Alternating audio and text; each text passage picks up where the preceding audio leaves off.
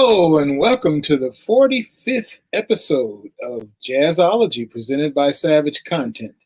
I'm your host, Willard Jenkins, and we're here alternating Fridays giving two jazz fans the opportunity to compete against each other for a chance to win $100. Each contestant will be asked a question worth 2 points.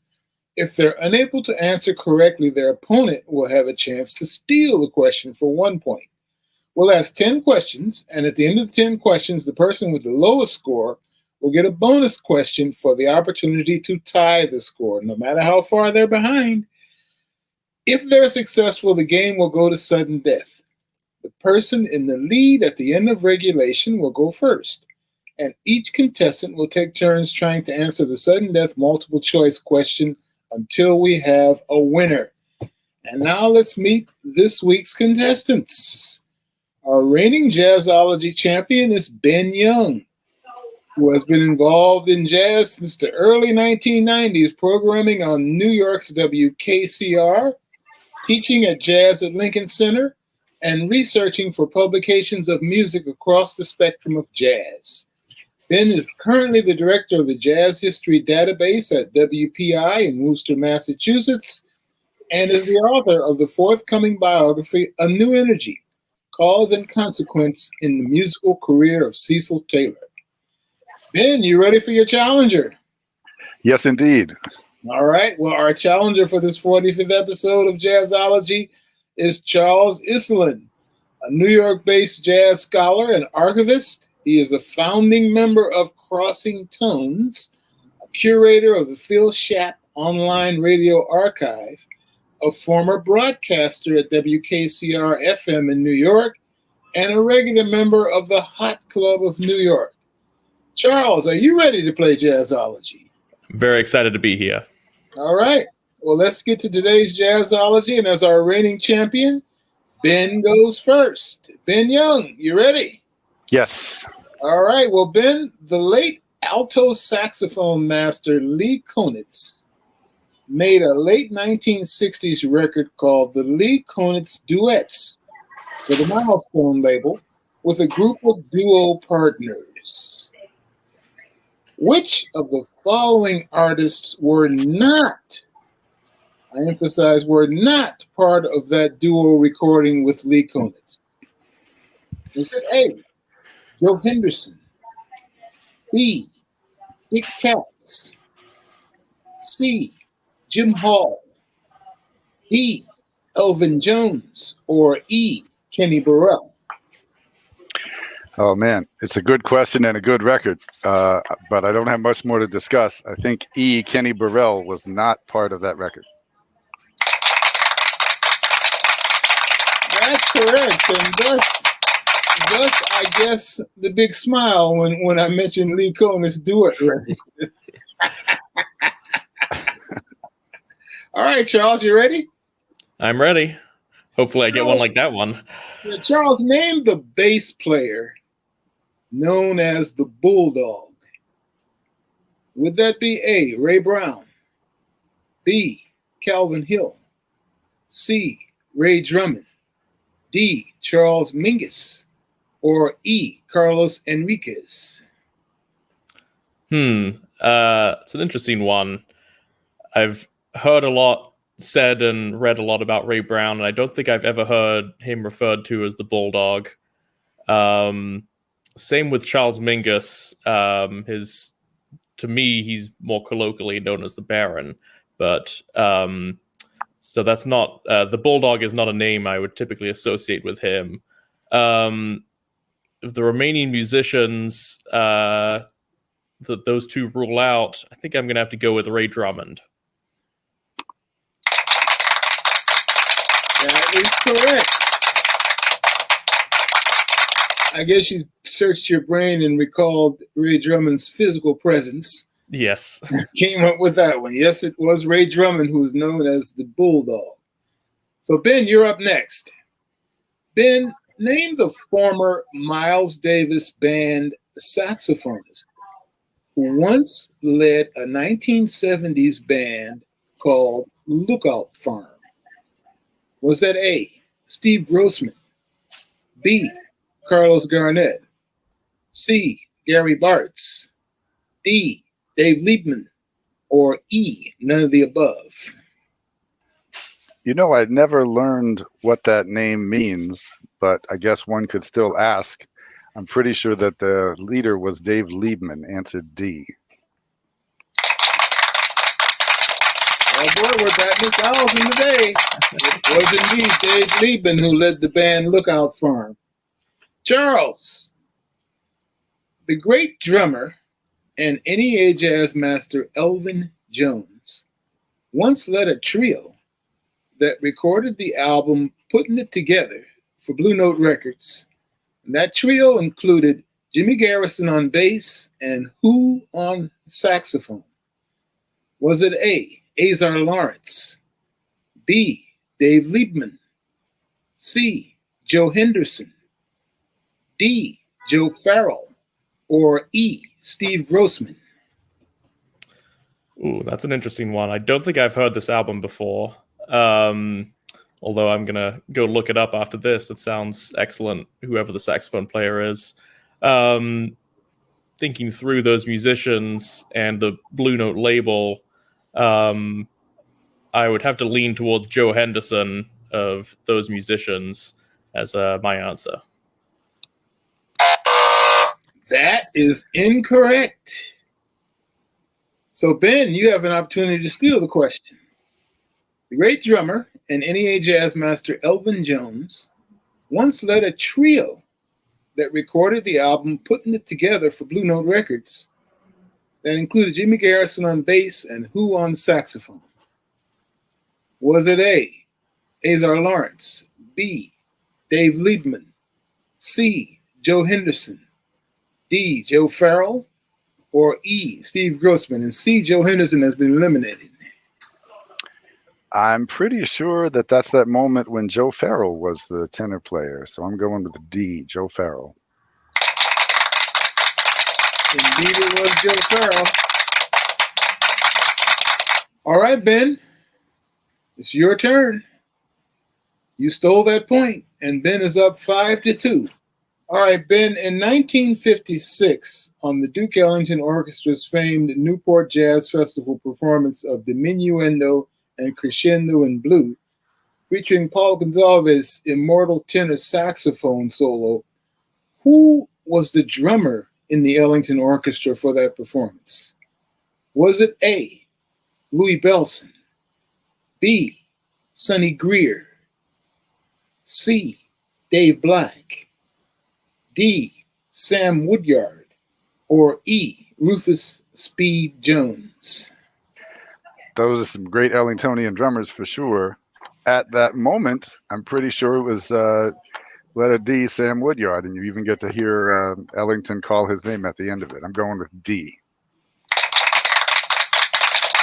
That is correct. That is correct. And Ben Young is batting 1,000. Jazzology is brought to you by Savage Content. Savage Content is building music, art, and creative content for the soul, spirit, and empowerment. This week's spotlight is on Latin jazz legends Eddie Palmieri and Dave Valentine. In a Savage Content exclusive, the great pianist, bandleader, NEA jazz master, and composer Eddie Palmieri and jazz flutist extraordinaire Dave Valentine are interviewed by NEA jazz master Ramsey Lewis, and they perform for viewers.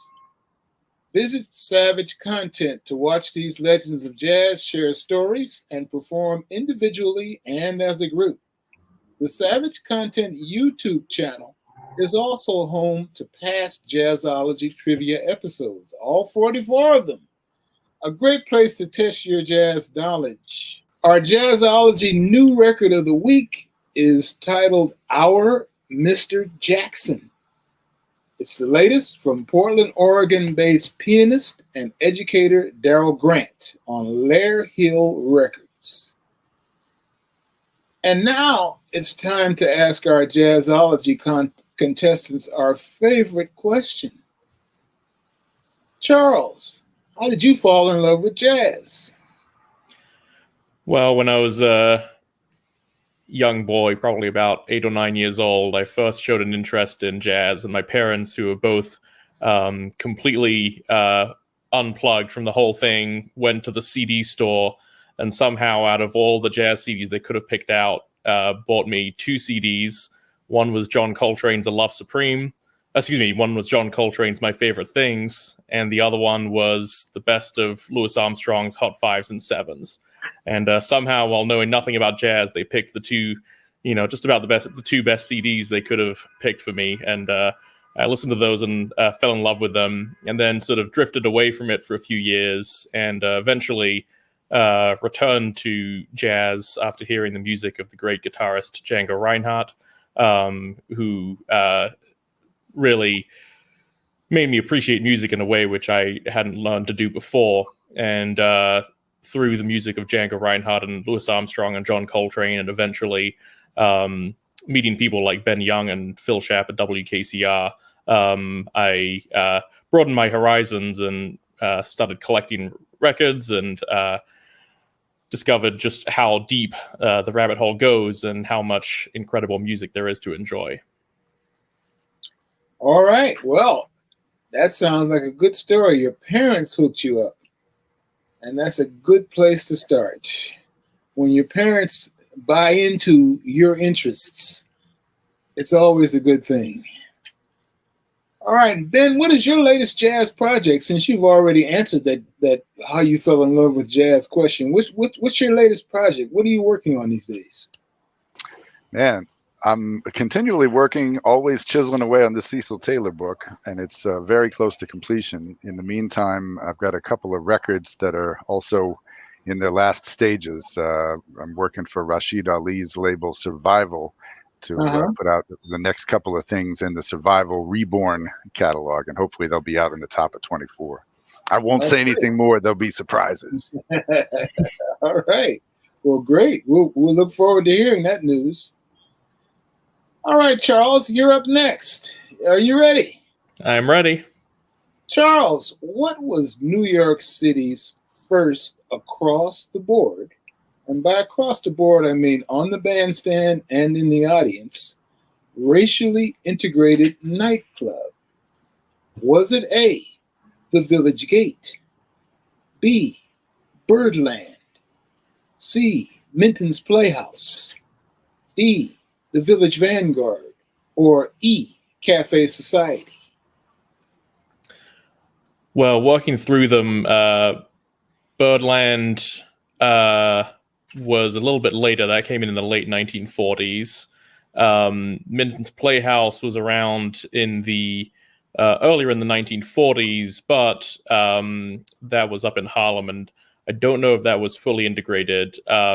I know for a fact that Cafe Society came into the jazz world in the late 1930s, and that was a fully integrated space. And in fact, the management made a point of it being integrated on the bandstand and off. So I'm going to go with answer E, Cafe Society. That is correct. And the year was 1938. Cafe Society. All right, Ben. Name the bebop singer who wrote a book called I Paid My Dues. Was it A, King Pleasure, B, Eddie Jefferson, C, Babs Gonzalez, D, Joe Carroll, or E, Mark Murphy? Oh, man, I really would like to read a book by especially Eddie Jefferson, for that matter, King Pleasure and Joe Carroll, and I bet Mark Murphy's book could still show up. But I'm sure the answer is C, Babs Gonzalez, and his book is actually I, Paid My Dues. There you go. Indeed it was Babs Gonzalez who wrote the book I Paid My Dues. All right, Charles. What great jazz musician was born in Cheraw, South Carolina? Was that A, Jimmy Heath, B, Thelonious Monk, C, Dizzy Gillespie, D. Rufus Jones, or E. John Coltrane? I feel like I know the answer to this one, and I might be misremembering, but I do believe that the great Dizzy Gillespie was from Shore, South Carolina. That would be answer C. That is correct. It was Dizzy Gillespie. And it's interesting watching Ben's face as he hears some of these questions. I'll just leave it at that. He got an easy one with Sam Woodyard, so I've got to catch up here. So, Ben, you're up next. Okay. Ben, the proud Caribbean trumpeter, Etienne Charles, is a native of which Caribbean island nation? Is that A, Jamaica, B, St. Lucia, C, Trinidad and Tobago, D, St. Thomas, or E, the Bahamas? Wow. I do not know this answer. I'm going to say for Etienne Charles, I'd like it to be one of the French-speaking islands. So I'm going to take out Jamaica. I think I'm doubting the Bahamas also, and I think Trinidad and Tobago also not likely. It's a guess, but I'm going to say D, St. Thomas. We finally tripped up. Finally tripped Ben Young up. Charles, you have a chance to steal this question. All right. Well, I also don't know the answer. Let me repeat the question for our viewers. The proud Caribbean trumpeter, Etienne Charles, is a native of which Caribbean island nation? Is it A, Jamaica, B, St. Lucia, C, Trinidad and Tobago, D, St. Thomas, or E, the Bahamas? Well, I'm going to follow Ben's line of thinking, even though I don't really know the answer myself, and I'm going to go with St. Lucia. St. Lucia? Yes. That is incorrect as well. Etienne Charles is a native of Trinidad and Tobago, and in fact has done a very folkloric video and recording capturing images of the some of the folkloric traditions of Trinidad and Tobago. And I identified him as a proud Caribbean. He is very proudly Caribbean and always boosting the artists and the cultural aspects of the islands. So Etienne Charles is from Trinidad and Tobago. Our score is a little closer now. It's Ben 9 and Charles 6. Charles, you're up next. Mongo Santa Maria played congas on record with which of the following jazz greats? Would that be A, Hubert Laws, B, Steve Turre, C, Dizzy Gillespie, D, Cal Tjader, or E, all of the above? Ooh, that's a tough one as well. A lot of great music from all of those people, and also some extensive recorded bodies of work. So trying to remember all the sidemen can be tough. With that in mind, I'm going to be optimistic and say E, all of the above. You sure about that? You are absolutely right. Mongo Santa Maria did indeed record with Hubert Laws, Steve Turre, Dizzy Gillespie, and Cal Tjader, all of the above. So we're a little closer. And Charles has an opportunity to tie the score by way of our bonus round. Are you ready, Charles? I'm ready. All right, guitarist Mary Halverson, whose release Amaryllis and Belladonna was named Album of the Year in the most recent Downbeat Magazine Critics Poll.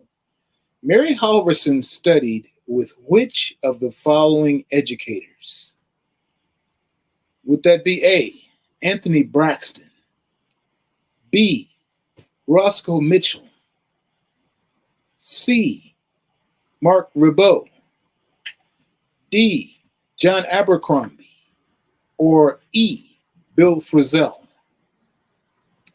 Ooh, I didn't read that particular edition of Downbeat either. But some great guitar personalities. I think I'm leaning towards Bill Frisell on this particular one. So I'm going to go with E, Bill Frisell as the answer. That is incorrect. And that means that Ben Young is our continuing champion. The correct answer to that question was A, Anthony Braxton. In fact, it was Anthony Braxton that gave her the nickname Code Girl that she has continued to use in her bio and on one of her records as well. So Ben Young continues his run.